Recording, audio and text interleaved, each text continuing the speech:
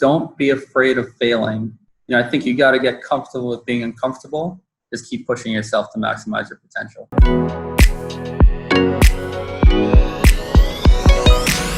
We are here with Charmel Maynard, who is the treasurer at the University of Miami. This is a connection from Karan Rai, who is at Asgard Partners. Charmel, awesome to have you on the show. I would love to hear who you are and what you do. What's the story? Sure. No, and Jordan, thank you for having me on. And like I said, shout out to Karan for this introduction. Great platform, and excited to be a part of this. So I was born in Trinidad and Tobago in the Caribbean. I grew up between there and Atlanta. My mother lived in Trinidad. My dad lived in Atlanta. I'd say, like many kids growing up in the inner city, I thought I was going to be an NBA player. So I put a lot of time into that. And one of the things that led me to do was to end up going to boarding school in Massachusetts when I was 15. Because I thought that's where the best NBA players and basketball players played. From there, I realized I was not as good as I thought, and thought I should probably spend a little bit more time on my academics, which led me to Amherst College in Massachusetts. From there, I was very fortunate to land an internship with JP Morgan my junior summer, where I got a full-time offer to return for the summer. Full-time. And I started at JP Morgan in the leverage finance group in May of 2007. Great timing. You can think back into sort of right before the global financial crisis. I'd say the investment banking industry probably hit its peak the summer before. So call it the summer of 2006. So, bonuses were high, deals were getting done, leverage was high, lots of money going around. They were letting anybody through the door to be another analyst, which is probably why they let me through the door. So I entered Charmel Maynard, part of a 500 plus analyst class, which I think on record probably the largest analyst class ever hired. Jesus. What they did was they would split up the training sessions between Team A and Team B. Team A was generally kids from the United States, and Team B was generally the global offices, but they all came to New York. And for some reason, because I had interned the summer before, had a better handle of the system, I was in part B. So what happened was, instead of going directly into training, you hit the desk first for a couple months, then you went to training in October. So even though I started in May of 2007, I didn't hit training until the fall of 2007. And, things were still going well. You hear, bonuses are great for first years. And in the middle of training, you start hearing rumblings of what's going on. And finally, they said, hey, here comes the onset of the financial crisis. They may start cutting analysts. So everything that went from a fun training session became very, very serious. So at that point, they were just looking for reasons to let go of people. So if you didn't maintain an 80% average, et cetera, they were letting people go. So it was not a fun time to start as an analyst. I'll say, for our group, rough numbers, when I started, the group consisted of about 300 people. So both investment banking professionals, support, et cetera. By May of 2008, that had been cut down to approximately 75 professionals. So wow, that's just to put into magnitude, what was happening at, the number one leverage finance shop in Wall Street at those times. So what are some memorable stories from that experience? Maybe deals that you were on or people that you worked with, and what are some lessons that we can get from that? Couple memorable things. I think a lot of people who were on Wall Street at that time could probably attest. It was a massacre, right? I mean, basically everybody who sat around you, I gave you some stats on 375, was unfortunately laid off. So that was obviously very high stress, whether it was an MD down to a first-year analyst, which is generally the last group of people that you cut, because it hurts your pipeline for new talent. We're getting let go left and right. I was very fortunate to get staffed on a deal where Cadbury was spinning off the Dr. Pepper Snapple Group beverage division from their UK center into be a public company in the United States. So I was very lucky to be a part of that deal, and arguably in the middle of the financial crisis, and we're doing a huge deal. That's not a simple deal. It's a carve out. It's from a UK company. It's to the US. And it was one of the best learning experiences I had because, prior to the financial crisis, all sorts of terms were getting done. Leverage levels, whether it was covenant levels. So enter this deal, at one of the most challenging times in credit history, really got to dig into what did JP Morgan all the way up to Jamie Dimon care about? What was that last term that would really set this deal back or potentially kill the deal going forward? So, thankfully for me, I survived that. I'd say it's probably a little bit of luck, but I got lucky and I got a chance to really, from a credit standpoint, really learn a lot during that time. Did you ever work on any, how close did you get to Jamie Dimon? Did you have a chance to ever work or kind of see see him and maybe the smaller team in action?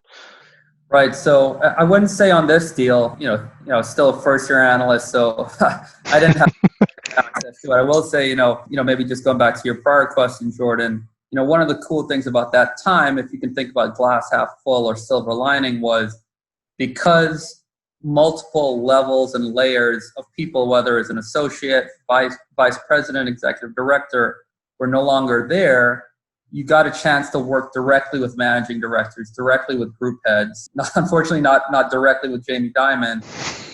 People who'd been on, Wall Street or in leverage finance for 10, 20, sometimes 25 years, you started working directly with them because they have to come to you. So, I was lucky enough to be part of another deal that was not in the crisis when 3G bought Heinz and Kraft, and got to be on a phone call with Warren Buffett, with the rating agencies, and Jamie, which was cool. But during this time, unfortunately, I didn't get a chance to work directly. But what you did see that sort of trickled back down to me was just how important at that time being fair was, right? And also letting go of your ego. What you saw was, Jamie had clearly, we wanted to be supportive of this deal getting done. We wanted to be supportive of our clients and the people involved, both clients on the investment banking side, but also on the trading side, about who we would be syndicating these deals to. And there were certain lines in the sand, whether it was leverage, whether it was restrictions on cash leaving the system, that at the end of the day, we wanted to be fair. We wanted to let go of our ego, but we also wanted to make sure we weren't doing anything that would put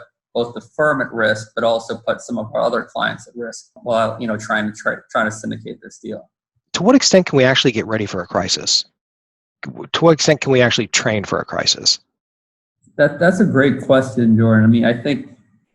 I don't think you can train for a crisis. Quite frankly, I think every crisis is going to look different. The 2000s with the dot-com bubble versus the great financial crisis, in 08, to fast forward to the pandemic that's going around globally now. They're all different, right? I don't think anybody would have thought they would see the equity markets draw down more than they did in 08, and they just did. Or that we would see the credit markets as dislocated as we're seeing them now versus 08. So I don't think you can really apply some sort of blueprint, at least technically, across crises. I think what you can take away from them are principles, right? I think at the end of the day, things that are directly applicable are going to be principles in how you carry yourself through these. Are you supportive of your clients? Are you supportive of doing the right thing? Are you not price gouging? Are you not taking advantage of things?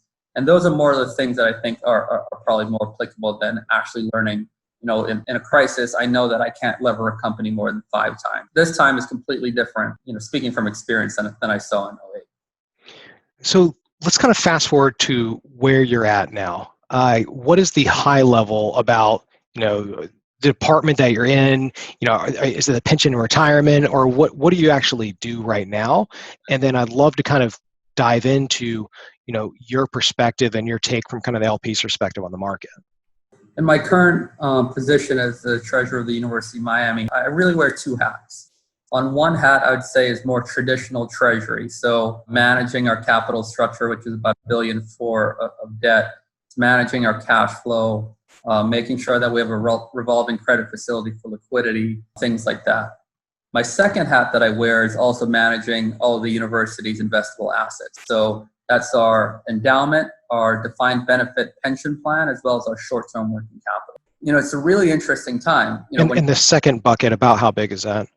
The second bucket is about $2.5 billion all in. It's really interesting to sort of triangulate, information that you're receiving from both sides, right? Because on one side, investment bankers who are telling us, hey, you guys should have been issuing debt. It was 10-year treasury was at an all-time low. Great time to get into the market. Then on the flip side, you have the credit manager is telling you, it's really distressed at this time. It's a tough time. Investment grade is under pressure. And this is prior to the bailout. So, we're really sort of triangulating into what's best for the university. So I'd say on the first hat, we're definitely taking a pause on thinking about and issuing any debt until there's a little bit more visibility into how this pandemic is going to end. On the investment side, it's been really, really interesting and really exciting. I'd say, if I could focus on the endowment first for a minute, we are long-term investors. Our primary objectives are to, one, meet the university's spending needs, and two, to preserve purchasing power. So, we think about this, over generations in perpetuity. So you really don't see many opportunities like this come about where you can really set the institution up for long-term success by being able to really buy, whether it's equities, whether it's credit at very attractive prices, again, that you can withstand some of the near-term volatility to hopefully on the back end create outsized. So I think, do you think that's pretty representative of LPs in general, from pensions, endowments, that, the message is we're not shutting down for business clearly? What is the message to kind of the GP community in how to think about interacting with you and others generally, maybe from the LP community? Yeah, no, that's a great question. I'd say there's a couple of things. I think you asked the questions. In my experience, endowments and foundations, pension pools, et cetera, are not shutting down by any means. If anything, they're trying to figure out how to put more money to work, if that's possible. So I think that's the first thing to remember, is that, again, these are mostly long-term pools of capital, specifically on the higher education side, I'd say, and they have pools of capital for this exact situation. I think from advice to GPs, it's really, doing a little bit of diligence on who you're pitching, right? So how is this affecting the person that you pitching? So for example, higher education endowments, usually spending rates are on a 3-year moving average, so that when there are periods of volatility, it smooths out the distribution so that the departments who are getting that money don't have a sudden drop off. So, trying to understand how the spending policy and spending rate works will give you some indication into the amount of capital or dry powder that an institution might have. I say in addition to that, trying to figure out what percentage of an operating budget the spending distribution consists of will also give you some insight into how much dry powder they have. So for example, the University of Miami, our spending distribution really only represents about 1%, 0 to 2% of our overall operating budget, because we have a large health system. So for us, a change in our distribution isn't really going to affect our overall spending budget that much. Now, there are other peers where the spending distribution might be something like 45%. So you can see a drawdown in their endowment having a lot more effect on them and how much dry powder they're going to have, because they're probably using their liquid investments to liquidate, to provide operating cash. So I think doing a little bit of research in terms of what percentage the endowment spending consists of their overall budget, but also how they calculate their spending policy will really give you some good insight into how much dry powder they may have. Again, I think institutions with solid financials are going to be using some of that dry powder to dollar cost average into, equities, or, at this point, maybe fixed income, some investment grade things that are really cheap, because they know that there's not going to be a big drawdown on capital to fund operating. When you look at 2020, given the current context and all things considered, approximately how much do you think you might be deploying to private equity or private credit? Maybe just kind of focusing on those, if that's something we can discuss. Actual numbers, maybe not as much, but I can tell you sort of how we think about our philosophy on these asset classes. I think, the University of Miami was a little bit behind in allocating to those asset classes versus years. So, we were really starting from scratch. I'd say probably when I joined in 2016, really thinking about how do you build out a sustainable private equity portfolio. Private equity consisting of buyouts, venture, could be private credit, et cetera, et cetera. And I think how we think about it is, okay, well, what's your target, right? And if you build out some sort of a funding calendar or schedule, when do you think you're going to hit that target, right? And I think it's really important to be building a diversified portfolio, diversified across geography, size, style, manager, probably most importantly, vintage year, so you don't have your eggs all in one basket. It can take up to 10 years, right? So that and when I say sustainable, is that you're getting a consistent return of capital and redeploying that capital into another strategy or the same strategy or same manager. So, for us, for example, we have a target of about 8%. For us, we think that's going to take, several years to get to. So we've backed into, if we like bite sizes, X million, how many does that mean per year? And I think for us, we're staying disciplined where, because things are depressed or because things might be overpriced or underpriced, we're staying consistent with how we're deploying that capital. Because again, we should be agnostic, while taking a step back and being realistic to, okay, things are overpriced. We were still committing capital to private equity, even though valuations were at all-time high. And I think that the same would be the same if it was reversed. Things were cheap. That didn't mean that we would throw all of our eggs into one basket for one vintage year. And I think that's how they're trying to stay consistent. And I think for, if that were relating to GPs who might be pitching it at this time, I think it's really important to hammer home your story and perfect your story, right? Because you're really going to have to pitch to these LPs, that, they might be getting stressed from their investment committee or from their board, about what are we doing with our dry powder. But you're really going to have to say, okay, these times are going to pass, just like other periods of volatility.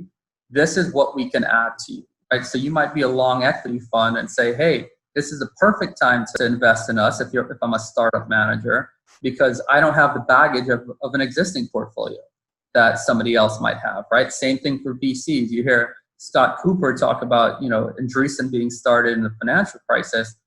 They didn't have the same drags as Sequoia had in terms of drawdowns on their portfolio companies. So they were able to take advantage of fresh capital. And so I think that there's always going to be an opportunity, and really sticking to your story and to your guns, and not saying, oh man, I'm raising a credit fund right now. That's going to be tough. You're really going to have to stick to your guns and really convince people of why, from a long-term perspective, you're still going to add value. What are maybe some specific tactics that people have approached you with that you found to be effective? For example, as opposed to this typical presentation that everyone does, they took a completely different turn on it.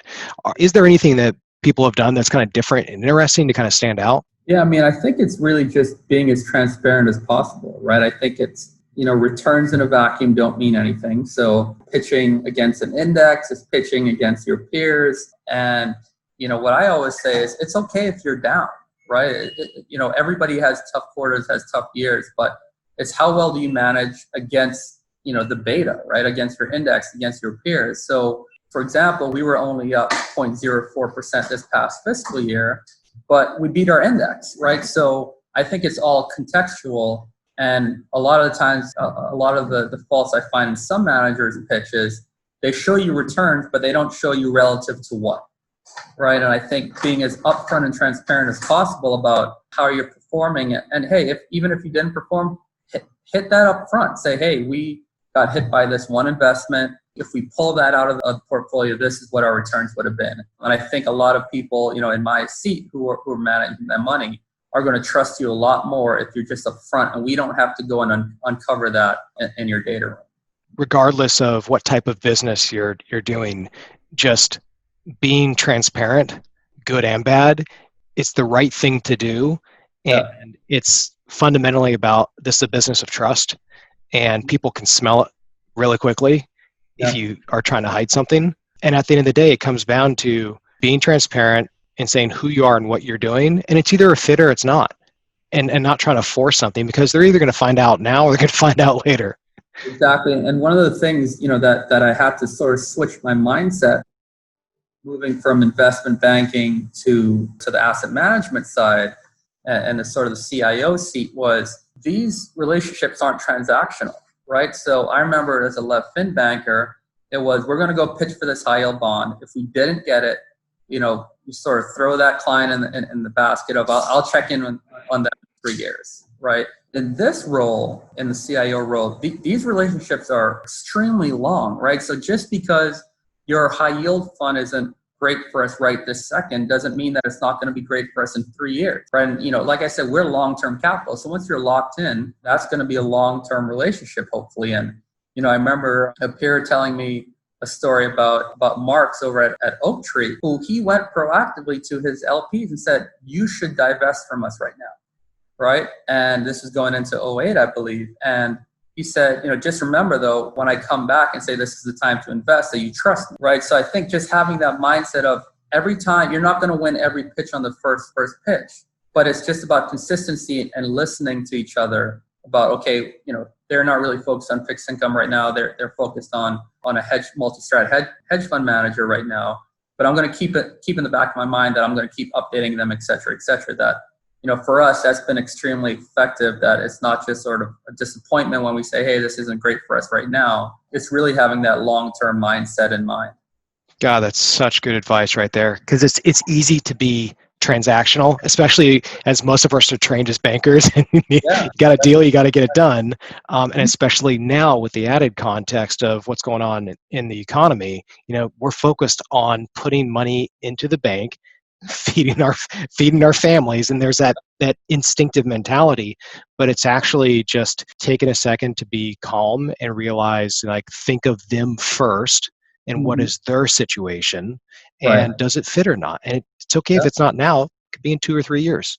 Exactly. And 2 or 3 years is fine. That's a lifetime. I mean, that's a very, very short amount of time in an endowment or a pension's life cycle, to potentially land a deal. It takes a long time, right?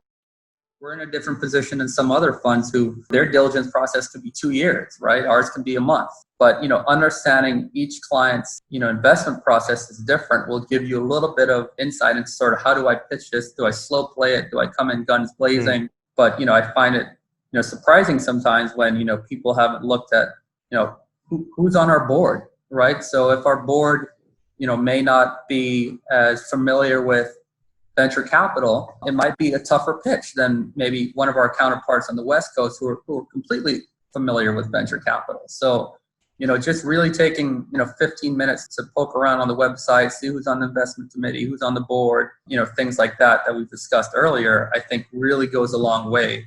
Just like any interview, like if you come in knowing actual information about that institution, I remember as an interviewer at JP Morgan, you would hear this pitch from incoming analysts, I want to do banking because of this, Y, Z. But I knew they just told that to Morgan Stanley or to Barclays or whatever. But I remember there was a kid who came in and said, I was just reading, Jamie Dimon's letter to the shareholders. I was like, automatically, like, you're going through because you went above and beyond. Just little things like that, I think, go a long way when talking to LPs. That's awesome. All right, let's do a kind of wrap up in terms of when you look at your career, what is maybe one big takeaway that you've kind of is in the front of your mind? Kind of, we're about to go through some interesting times. We're already in that right now. But what is the one thing that you maybe it's like a saying from your dad or your mom or your experience at JP Morgan? Is there one thing that's kind of front of mind that no matter what comes at you? Yeah, sure. I think, for me, it's something that I live by often is sort of don't be afraid of failing. I think you got to get comfortable with being uncomfortable.